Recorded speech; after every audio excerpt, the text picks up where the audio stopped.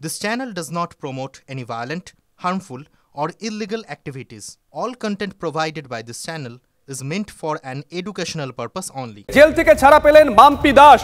সত্যমেব জয়তে, মুখ্যমন্ত্রীকে ছাড়বো না। জেল মুক্তির পর হুঙ্কার সন্দেশখালীর বিজেপি নেত্রীর। সন্দেশখালী আন্দোলনে কোনো রাজনীতি ছিল না দাবি করেছেন মাম্পি দাস। একদম ভুয়ো গ্রেফতারি, উনি একদম মানুষ নন, উনি নারী নামের কলঙ্ক। সত্যের পথে আছি, সত্যের সাথে আছি। মমতা ব্যানার্জিকে দেখাবো উনি যে একজন নারী হয়ে একজন নারীর এত অপমান, এত অন্যায়, নারীর উপরে এত অনাচার হচ্ছে, উনি তাদের পাশে এসে দাঁড়াচ্ছেন না। তাদের পাশে আমি শুরু থেকে আছি, এখনো থাকবো, আগেও থাকবো।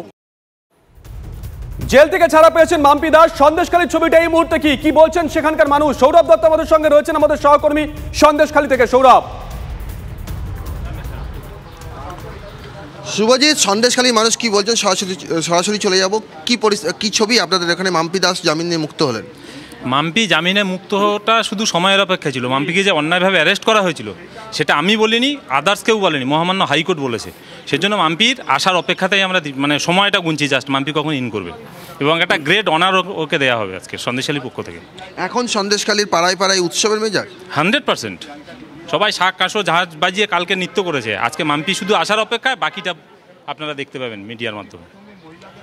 এখানে প্রিয়াঙ্কা টিবরেওয়াল রয়েছেন, তার কাছে যাব। মাম্পি দাস জামিন পেয়ে মুক্তি পেয়েছেন জেল থেকে বেরিয়ে। হ্যাঁ, একদম। মাম্পি খুব লড়াকু মেয়ে, আর পুরো লড়াই করেছে, আর আমরা সবাই ওর সঙ্গে আছি।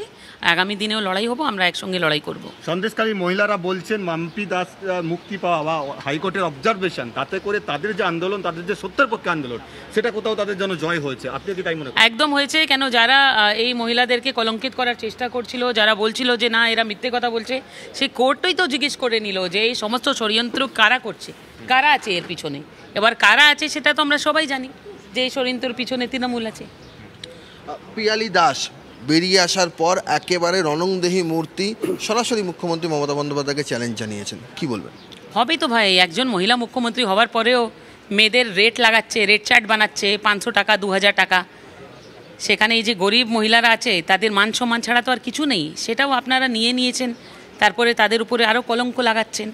নজর থাকবে সৌরভ, নজর থাকবে, নজর রাখো।